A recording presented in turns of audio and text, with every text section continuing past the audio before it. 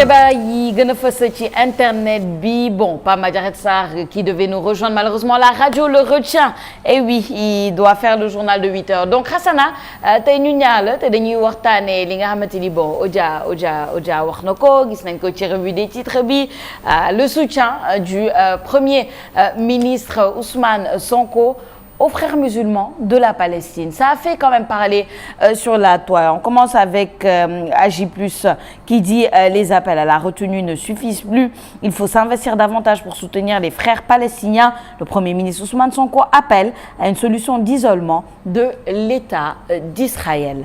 On a ensuite beaucoup de réactions. Diallo Issa moom nee na que l'État du Sénégal commence cet isolement en interrompant les relations diplomatiques avec Israël.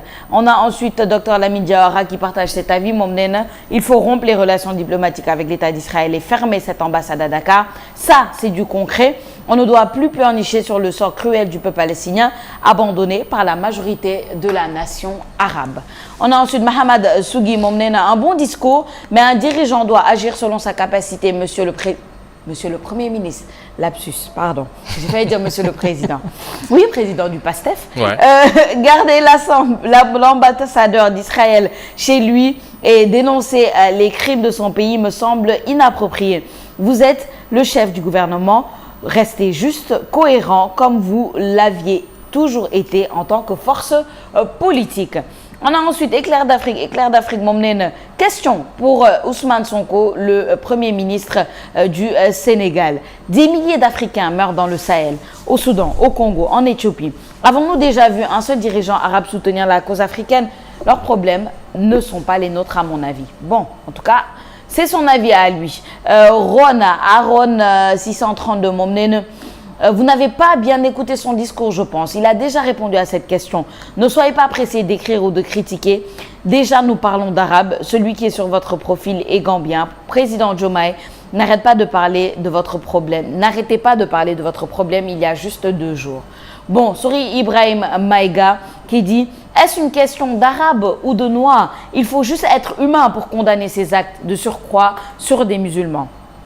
On a ensuite Poséidon Badji mais man tuddi ci Twitter dañoo grave Poséidon on a des Poséidons sur Twitter ay grec lañu doy na waa de tu aurais dû parler d'obscurité d'Afrique car les Arabes font partie de l'Afrique. On ne peut pas à la fois reprocher au président Abdoulaye Wade de ne pas avoir soutenu Kadhafi et revenir dire à Ousmane Sonko de ne pas soutenir les Arabes. Il se bat pour une cause humaniste de l'ordre universel. On s'en rappelle, hein, il m'a ramené loin ce tweet. Ouais, on se rappelle de Kadhafi et de Abdoulaye Wade. Hein. Beaucoup de gens étaient déçus par rapport à certaines choses. Bon, on va pas revenir en arrière. On va parler de ce qui se passe maintenant.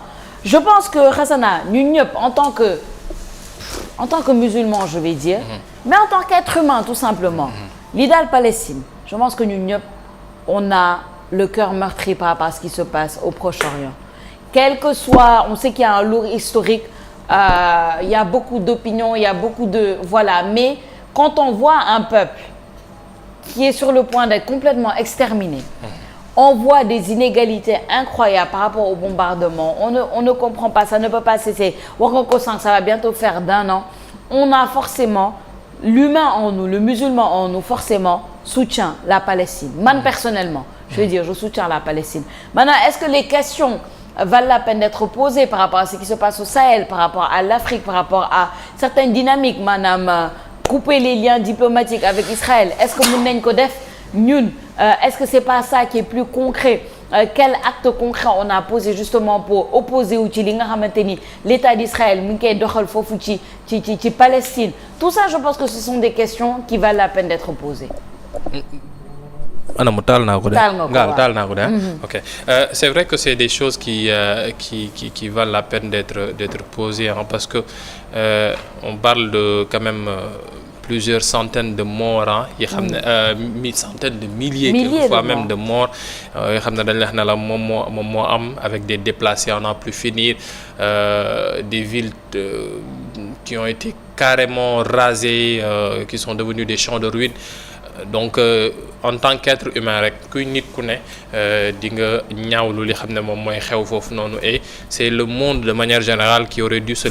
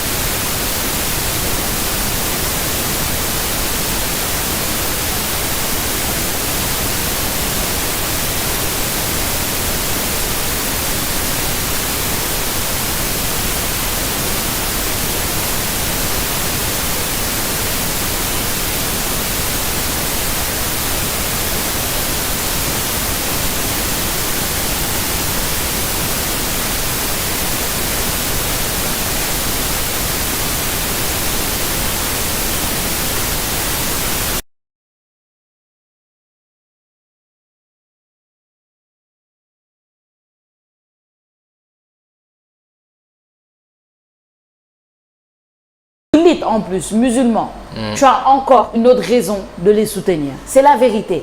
Mais rien qu'en étant humain, mun nga leen soutenir parce que on voit tout ce qui se passe. On voit tous que situation bu nekk foofu, c'est un géant contre quelqu'un qui n'est pas un géant. Rien que loolu, c'est quelqu'un qui a du soutien des géants de ce monde, comme tu dis, comme les États-Unis, etc., contre quelqu'un qui nga xamante ni peut-être manque de soutien des gens peut-être qui sont les plus proches de maanaam le monde arabe. On n'a pas encore vu waxu ko l'Afrique du Sud s'est levée. L'Égypte aussi s'est levée, il faut le dire. Égypte ànd na ak Afrique du Sud de demander à sanctions, etc. Mais quand on parle du monde arabe, on parle de l'Arabie Saoudite, on parle de beaucoup de nations yi nga xamante ni bon. Voilà, on connaît les enjeux aussi, on connaît la proximité entre l'Arabie Saoudite et les États-Unis. Peut-être ça pose problème dans le conflit. Il y a beaucoup de choses qui entrent en jeu qui sont très complexes, qu'on n'a pas le temps de développer ici. Mais xam nañu la situation de la Palestine, si on est humain, on veut soutenir la Palestine.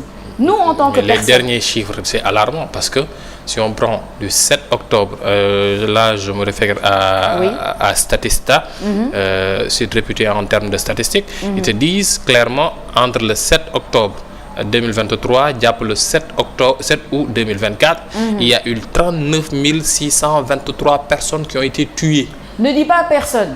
Les Palestiniens sont combien?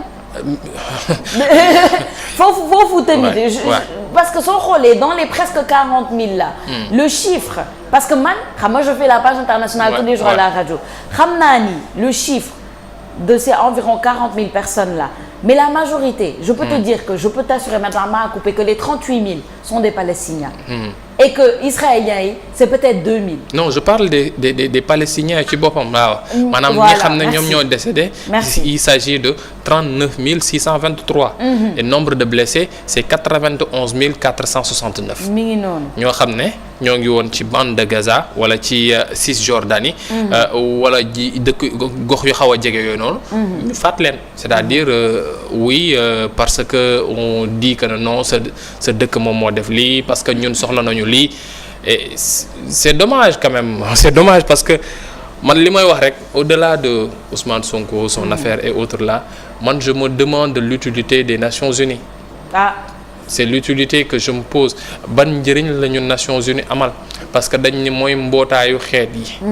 mooy mbootaay bi xam ne moom moo war a sàmm ak yelleefu ñi tuuti ñi ci kanamu ñu mag ñi mais su fekkee ne mbootaay boobu ba ñu tàmbaleeg léegi jëluñu benn résolution. amul benn résolution boo xam ne jël nañ ko pour contraindre Israël ne serait-ce que ne ko da ngay def ab cessez-le-feu. pour soo ko mënul sax wax ne ko non da ngay bàyyi attaque bi mais nga ne ko damay def cessez-le-feu. y en a pas. amul dara loo xam ne def et pendant ce temps Poutine moi je le défends pas Poutine ci xeex ki mu nekk ak waa Ukraine. Et pourtant Ukraine àdduna yëpp ñoo ngi koy jox doole. parce que dañ ne non c'est le petit poussé moom mooy David c'est Goliath c'est la Russie mais pendant ce temps ñoom jox nañ ko lépp Poutine lu tuuti li xam ne xew na rek Poutine gars yi dañ ko teg mandat d'arrêt international ci ndodom pendant ce temps Netanyahu il est libre comme l'air. fii la fi dem États-Unis te taxaw ci kanam congrès bi te def discours ci wax ne non waaw lii ak lee alors que ne yow tu as les mains tachées de sang. Et c'est le vrai Goliath. bu ñu waxee Goliath c'est lui le vrai Goliath parce que ñëpp a ngi koy soutenir quand je parle de soutien que ce soit le soutien silencieux le soutien qu'on connaît etc. les États-Unis et je le dis l'Arabie Saoudite mais écoute. C'est deux poids deux mesures en fait et tu vois que les intérêts c'est 2 poids 3 mesures. 2 poids 3 mesures parce que les intérêts priment sur ce qui est vrai et la justice tout simplement en tant que personne. C'est un génocide ce qui se passe en Palestine. Il faut oser dire les mots. Il faut oser dire les mots. C'est un génocide ce qui est en train de se passer en Palestine. Donc on soutient, on est tout à fait d'accord. Maintenant ma différence bi ma bëgg a def mooy nous en tant que citoyens il y a suñu soutien daa am fu muy yem. suñu soutien fan lay yem day yem dans le sens où fi mu ne nii nous on a des choses qu'on peut faire maanaam aller sur les réseaux sociaux participer aux marches soutenir même les marchés palestiniens parce que gis naa ni aux États-Unis même les citoyens qui soutiennent la Palestine ñoom dañuy dem ci marché palestinien yi dañuy dem ci les vendeurs palestiniens dañuy jënd et tout pour faire rouler un peu l'économie chacun à son niveau mais quand on parle d'un premier ministre quand on parle d'un gouvernement quand on parle de gens qui ont les moyens en fait de mettre des choses plus concrètes foofu lañ leen di xaare plus que des marches peut-être plus que certains discours c'est important les discours mais qu'est-ce qu'il en est des relations diplomatiques du Sénégal et de l'Israël? On a le droit de poser la question. Qu'est-ce qu'il en est des liens? Qu'est-ce que le gouvernement sénégalais pourrait faire pour soutenir la Palestine d'une manière concrète? Je ne parle pas de nous en tant que citoyens, je parle de décisions gouvernementales ou étatiques qui peuvent être prises. Waxuma ni dina yomb, il y a des enjeux, il y a ci, il y a ça, mais bu fekkente ni bëgg nañ dem jusqu'au bout, bu fekkente ni publiquement notre Premier ministre a pu prendre le courage et l'honnêteté et faire preuve de véracité pour participer à cette marche-là, pour faire un discours de soutien envers la Palestine, mais les actions concrètes aussi sont nécessaires, je pense. Foofu laay waxee. Akara da ngay ñeme kaani, c'est ce qu'on a l'habitude de le dire. Et man réellement xawma ce qu'il y a comme coopération de manière très claire parce que j'ai ni les papiers ni ce qui a été signé entre l'État du Sénégal et l'État d'Israël mais am na yenn yoo xam ne daal je pense que le président a apporté son soutien ci ba ñu nekkee ci organisation internationale aussi bu mujj bi fii sommet bi ñu mujj def fii à Banjul le premier ministre samedi def na ko maintenant il faut passer à l'acte su fekkee ne dëgg-dëgg dañoo bëgg janoog waa Israël parce que li ñuy def du dëgg wa du yoon kenn nangu ko te ñëpp a ko ñaawlu ci àdduna c'est simple il faut clairement appeler l'ambassadeur israélien qui est ici à Dakar ne ko diw ñun de manière officielle l'État du Sénégal condamne tel et tel et tel et tel on veut que tu fasses passer le message à ta représentation à ton État au Premier ministre Benjamin Netanyahu et après s'en suivra ce qui en suivra su fekkee ne dafa am yenn mbir yoo xam ne moom moo ci nar a topp ñun le peuple sénégalais ñu taxaw ci mais le monde musulman gis nga Sophia les Arabes sont des frères mais ce sont des frères ennemis c'est-à-dire ce sont des frères mais ce sont des frères ennemis muy Égypte Arabie Saoudite Maroc Tunisie Liban Libye Iran Émirats Arabes Unis ainsi de suite chacun gère ses intérêts géopolitiques et stratégiques ku nekk ci ñoom da ngay xool fi sa gafaga ak sa kaaraange nekk Arabie Saoudite kaaraangeem lay xool ak gafagaam te moo gis fa mu gis kaaraangeem ak gafagaam mooy ci waa États-Unis mënul bon def loo xam ne peut-être day ne jouer à contre-courant contre ñoom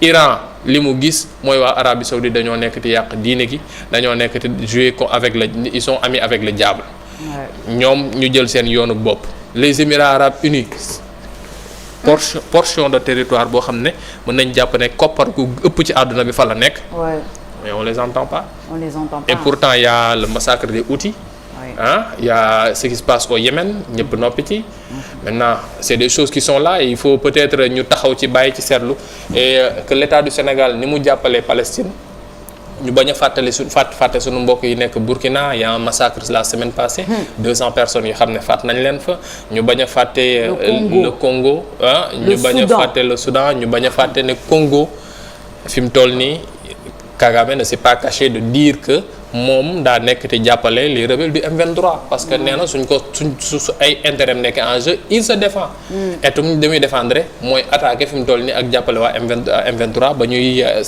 nasaxal Congo ñu jàppale suñu mbokk yi nekk Mali chaque week-end munoo toog semaine munoo jeexal semaine te déggu ñun la am na ab attaque boo xam ne terroristes yi def nañ ko soit booru Gao Tombouctou wala yeneen districts yi nekk ci suuf ñu bañ a fàtte ñi xam ne ñoom ñoo nekk Niger ainsi de suite